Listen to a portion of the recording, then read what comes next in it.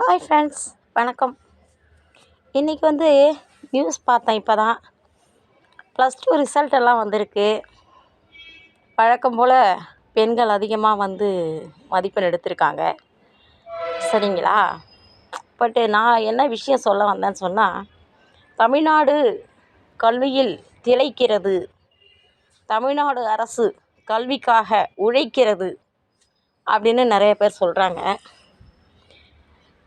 ஒரு TNPSC interview நடக்குதுன்னு சொன்னால், அந்த இன்டர்வியூவை ஒரு கேமரா முன்னாடி நடத்தி அந்த உள்ளார அவங்க என்ன பேசுகிறாங்க, அந்த செலக்டட் பர்சன் என்ன பேசுகிறாங்க அப்படிங்கிறத வெளியில் பொதுமக்கள் காண வேண்டும். இது திமுக அரசுக்கு நான் வெளிப்படையாக விடக்கூடிய ஒரு சவால்னு வச்சுக்கோமே. பொதுவாக எந்த கவர்மெண்டாக இருந்தாலும் சரி, ஒரு ப்ரொஃபஸர் ஆர் டீச்சர்ஸ் இன்டர்வியூ நடக்குதுன்னு சொன்னால், அந்த இன்டர்வியூஸ் மேடையில் அவங்க என்ன பேசுகிறாங்க அப்படிங்கிறத வெளிப்படையாய் வெளியில் இருக்கிறவங்க பார்க்கணும். ஆன்லைனில் அதை எல்லோரும் பார்க்கணும். அல்லது எப்போவுமே எப்போ வேணாலும் ஓப்பன் பண்ணி இவங்க என்ன இன்டர்வியூவில் பேசியிருக்காங்க அப்படிங்கிறத பார்க்கணும். ஏன்னு சொன்னாக்கா, நான் ஒரு பேராசிரியங்கிற முறையில் நான் ஒரு சர்டிஃபிகேட் வெரிஃபிகேஷன், ஒரு இன்டர்வியூ இதெல்லாம் நான் அட்டன் பண்ணியிருக்கேன். பொதுவாக அந்த இன்டர்வியூக்கு வரக்கூடிய அந்த செலெக்ஷன் கமிட்டி பார்த்திங்கன்னா பென்சிலில் தான் சார் மதிப்பெண் போடுவாங்க. என்ன நம்ம நல்லா பேசினாலும் 2 மதிப்பெண் 3 மதிப்பெண் தான் போடுவாங்க. ஏன்னா நான் நிறைய கல்லூரிகளை கவனிச்சிருக்கேன். ஒரு சில இன்டர்வியூ நான் அட்டன் பண்ணியிருக்கேன். அப்போ ஏன் அப்படின்னு கேட்டாங்க, அப்போ வெளியில் வெளிப்படையாக கேட்பாங்க, அமௌண்ட் இருக்கா அப்படின்னு கேட்பாங்க. அமௌண்ட் இருந்தால் அந்த 3 மதிப்பெண் அதுக்கு பக்கத்தில் ஒரு முட்டை போடுவாங்க. அதாவது 30 மதிப்பெண் அவங்க செலக்டட். சரிங்களா? இப்படி தான் நடக்குது. சரி, அதையும் தாண்டி இப்போல்லாம் ரொம்ப திமுக அரசு ரொம்ப முனைப்பாக செயல்படுது. தமிழக மக்களுக்காக, தமிழ் மாணவர்களுக்காக அப்படின்னு சொல்லிக்கிறாங்க. சரி, நான் என்ன கேட்குறேன், ஒரு நான் முதல்வன் திட்டத்துக்கு கீழே ஒரு கோச், ஒரு ஸ்பெஷல் கோச் கொடுக்குறீங்க. சில பொது அறிவு விஷயங்களை மாணவர்களுக்கு புகுவிக்கிறீர்கள் என்றால் அது வரவேற்கத்தக்கது. ஆனால் அதற்காக நீங்கள் கையாளக்கூடிய வழிமுறைகள் என்ன அப்படிங்கிறது என்னுடைய கேள்வி.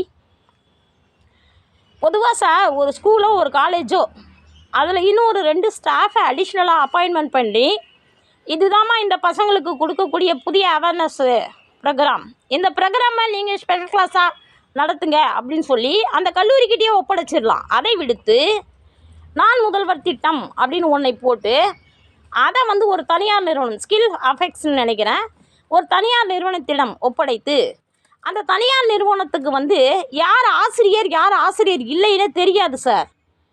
அதாவது பொட்டுக்கல்லை விற்கிறவன், கூட்டி பெருக்கிறவன், அதெல்லாம் கூட ஒரு பங்கில் வச்சுக்கலாம் சார்.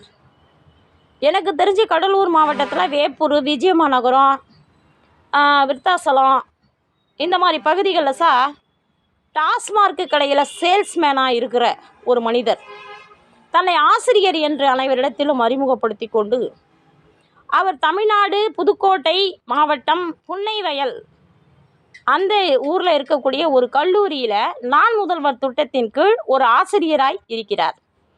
வகுப்பெடுத்திருக்காங்க. அந்த ஆசிரியரே எனக்கு அனுப்பிச்சி விட்றாங்க. தன்னை ஆசிரியர் என்று காட்டிக்கொள்வதற்காக அவர் இந்த வீடியோவெல்லாம் எடுத்து தன்னை ஒரு ஆசிரியர்னு சொல்லி நிரூபிக்கிறார். அவர் யார்?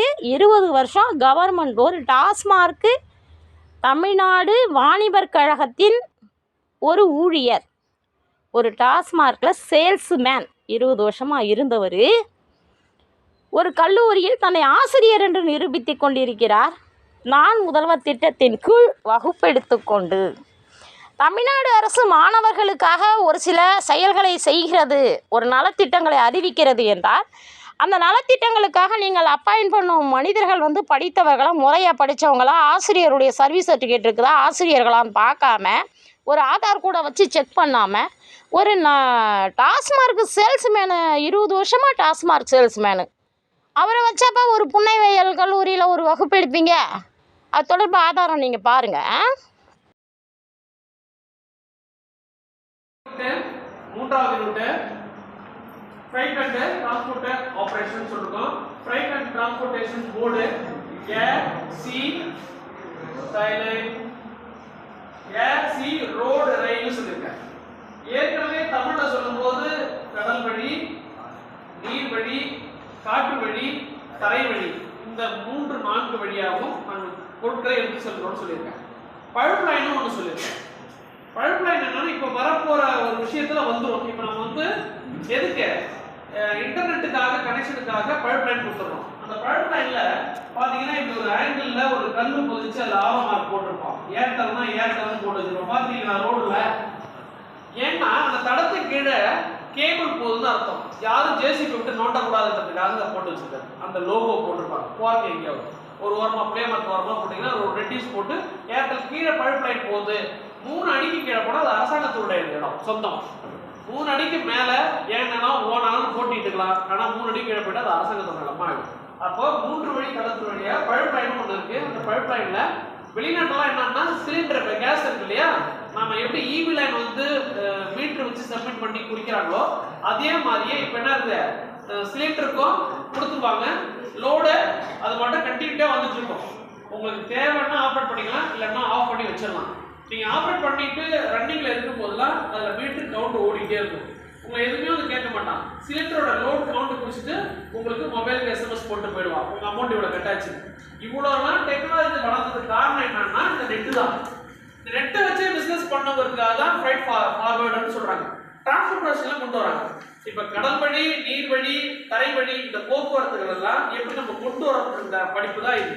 இதுல ஸ்பெஷாலிட்டி என்னன்னா உங்க சப்ஜெக்டோட ஓரியன்டா இதை கொடுக்குறாங்கன்னா நீங்க தேர்ட் இயர் முடிச்சுட்டு வீட்டுல வேலை இல்லைன்னு உட்காந்துக்க வேண்டாம் அப்படின்ற ஒரு காரணத்துக்காக தான் இந்த லாஜிஸ்டிக்ஸ் கொண்டு வந்திருக்காங்க. இந்த லாஜிஸ்டிக்ஸ் வந்து எது ஃபுல்லி என்னது private sector. Fully private sector எதுக்கு நான் சொல்றேன்னா, இங்க பாருங்க, ஒரு விஷயம் நீங்க முடிச்சுட்டு வெளியில போய் வேலை தேடாததுக்கு பதில் இது ஒரு ஆப்பர்ச்சுனிட்டி உங்களுக்கு. ரெண்டாவது, இதை பத்தி தெரிஞ்சுக்கிட்டீங்கன்னா த்ரூஅவுட் இந்தியா லெவலில் நீங்க வேலை பார்க்கலாம். தமிழ்நாடு மட்டும் இல்லை, இதுல என்ன ஒரு ஸ்கில் என்னன்னா உங்களுக்கு கம்யூனிகேஷன் ஸ்கில் வந்து எக்ஸஸா இருக்கணும். எக்ஸ்ட்ரா கரிக்குலர் ஆக்டிவிட்டிஸ் இருக்கணும். கண்டிப்பா நீங்க ஸ்போர்ட்ஸ்ல இருக்கணும், அதே மாதிரி கல்ச்சர்லயும் இருக்கணும். நீங்க எனக்கு இல்லை சார் நான் எஜுகேஷன்ல மட்டும் இருந்தா போதும் அப்படின்னு நினைக்க வேண்டாம். ஸ்போர்ட்ஸ்லயும் இருக்கணும், கல்ச்சர்லயும் இருக்கணும், உங்க ஸ்கில்லும் வளர்த்துக்கணும். ஆஃப்டர் 3 மந்த்துக்குள்ள அதை ரெடி பண்ணிக்கோங்க. நான் சொல்ல வேண்டியதை நான் சொல்லிட்டேன். ரைட்.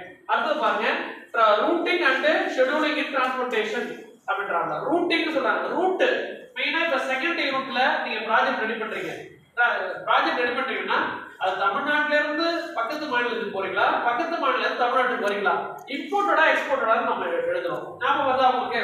அப்ப நம்மகிட்ட உற்பத்தி ஆகிறத அங்க கொடுக்குறோம், அங்க இருக்கிற பொருளை நம்ம இங்க வாங்கிக்கிறோம். ஃபார் எக்ஸாம்பிள் ஃபாரின்ல பாத்தீங்கன்னா, அப்ராட்ல பாத்தீங்கன்னா சவுதி அரேபியாவிலே ஃபுல்லா எண்ணெய் கிணறு தான், குடிநீரே இல்லை. நம்ம இந்தியாவில் தண்ணி போகுது, கண்டெய்னர்ல பேரல் நல்ல எதுல போகுது, ஷிப்ல குடிக்க தண்ணி போகுது. அவங்க நம்ம டீசல் பெட்ரோல் போடுவோம். அதான் பண்ட மாற்று பரிமாற்று முறைன்னு சொல்லுது. ஒன்றை கொடுத்து ஒன்று வாங்குவது. நீங்க என்ன சார் ஒன்றை கொடுத்து ஒன்று வாங்குவது அப்படின்னா, நமக்கு வந்து ஜிஎஸ்டில கொஞ்சம் குறைச்சு கொடுப்பாங்க. நீங்க எனக்கு இந்த பொருளை கொடுக்குறீங்களே, நான் உனக்கு அந்த பொருளை கொடுக்குறேன் அப்படின்னு பண்ட பரிமாற்று முறை. இது தொன்று காலமா நடந்துட்டு இருக்கு. இது கடல் வழி கண்டுபிடிச்ச காலத்துல தான் நடந்துட்டு இருக்கு. நமக்கு முதல் மனிதனால் கண்டுபிடிக்க ரூட் எதுனா கடல் வழி ரூட் தான். ஏன்னா வணிகம் செய்வதற்காக எல்லாம் வராங்க, எல்லாரும் கடல் வழியா தான் வராங்க. அப்ப எந்த ஒரு நாகரிகம் அறிவியல் வளர்ச்சியெல்லாம் இருந்தது இல்லை. உடனே அறிவியல் வளர்ச்சி இருந்துச்சுன்னா எல்லாமே ஃபிளைட்ல பறந்து வந்திருப்பாங்க. இந்த ஏரியாவுக்கு வந்து ஹெலிகாப்டர் இறங்கிருப்பாங்க, அந்த மாதிரி சான்சஸ் இல்லை. இப்பதான் நாகரிகம் வளர வளர, அறிவியலும் வளர வளர, மனிதனுடைய நுட்பமான ஒரு கண்டுபிடிச்சோம்னா விரைவா நம்ம என்ன எங்க இருந்தாலும் நம்ம சென்று ஒரு 3 மணி நேரத்துல 5 மணி நேரத்துல பல நாட்களை போய் சேர்றதுக்கான வசதி வாய்ப்பு ஏற்படுத்தி கொடுத்துருக்கான். அதே நேரத்தில் நாம ஒரு பிழைப்புக்காக போகணும், இந்த நாட்டிலே இருக்க முடியல, நம்ம வெளிநாட்டுக்கு போய் பிழைக்கலாம் அப்படின்னா வெளிநாட்டுக்கு போய் பிழைக்கலாம். ரெண்டாவது, நம்ம நாட்டுக்குள்ள இந்தியாவுக்குள்ள போனா ஆதார் கார்டு மட்டும் இருந்தா போதும், நீ ஃபிளைட்ல பயணம் செய்யலாம். அடுத்த நீங்க கண்ட்ரிக்கு அப்ராட் நீங்க போகணும் அப்படின்னா கண்டிப்பா பாஸ்போர்ட் அண்ட் விசா தேவை. ஏன் சார் பாஸ்போர்ட் அண்ட் விசா தேவைன்னா, இப்ப நம்மள மாதிரி இல்ல. இப்ப பாஸ்போர்ட்னா உனக்கு ஃபுல்லா உன்னுடைய டீடைல்ஸ், எங்க இருந்து வரீங்க, என்ன பண்றீங்கன்ற டீடைல்ஸ் இருக்கும். விசா காப்பினா அது 3 மந்த் வேலிடிட்டியா, இல்ல 6 மந்தா, இல்ல ஜஸ்ட் ஃபார் விசிட்டா அப்படின்ற ஒரு டாக்குமெண்டேஷன் தான் விசா. விசா இல்லாம நாங்க போக முடியாது. அதே மாதிரி தான் உங்களோட செகண்டரி இருக்கும். என்ன இம்போர்ட்டட் என்ன பண்ண போறீங்க, எக்ஸ்போர்ட்டட் என்ன பண்ண போறீங்க, நீங்க எடுத்துக்கிற தலைப்பை பொறுத்து இருக்கு. ஒருத்தர் இம்போர்ட்டட் பண்றாங்கன்னா எல்லாருமே இம்போர்ட்டட் போடாது, நீங்க எக்ஸ்போர்ட் போடுங்க. எக்ஸ்போர்ட் போட்டாதான் நீங்க எந்த பொருள் வாங்க போறீங்களா விற்க போறீங்கன்றது ஒரு அர்த்தம் கிடைக்கும் உங்களுக்கு. ஃபர்ஸ்ட் யூனிட்ல உங்களுக்கு புரிஞ்சுதா சொன்னது? ஓரளவுக்கு நீங்களும் ஆய்வு பண்ணுன்னு சொல்லுங்க. நான் மொபைலே நோண்டிட்டு இருக்காதீங்க, ஒரு 1 மணி நேரம் ஸ்பெண்ட் பண்ணுங்க. ஏன் டைமிங் மட்டும் ஒன்லி ஃபார் வெட்னஸ்டே மட்டும் ஒரு 1 மணி நேரம் எனக்கு காசு ஸ்பெண்ட் பண்ணுங்க சொன்னோம். ஒரு 20 ரூபாய்க்கு நோட்டு வாங்க, 5 ரூபாய்க்கு பேனா வாங்கன்னு சொன்னா அது யாரும் செய்யறாங்க. உங்களோட விருப்பம் இப்போ லாங் ஆப்ஷன் இப்போ இன்னைக்கு ஆப்ஷன் ஆகும்னா இன்னும் ஒரு ரீகால் பண்ணி ஒரு 4 கிளாஸ் இருக்க வேண்டிய சூழல் வருவாங்க. அன்னைய காலகட்டத்துக்கு இவருக்கு ப்ராக்டிக்கல் இருக்கு, எனக்கு வேற தீசிஸ் நாப்சிஸ் சப்மிட் பண்ணான்னு எது சொன்னாலும் ஒத்துக்க மாட்டேன், ஏன் டைம் அன்னைக்கு நான் வந்துடுவேன். அப்படி ஒரு டைப் உங்களை பண்ணா நீங்க என்ன பண்ணுவீங்க? அதுக்கு முதல்ல ஆயத்தமாயிடும். ரைட். அப்போ ஃபர்ஸ்ட் யூனிட் செகண்ட் யூனிட் பார்த்தோம், அடுத்து தேர்ட் யூனிட் பார்க்கலாம். Intermodal transportation, last mile delivery strategies, airway, sea route, land transportation, function of logistics, order processing, warehousing, transportation, inventory management and control, value order services. Value order service, transportation, inventory management னா ஒரு copies.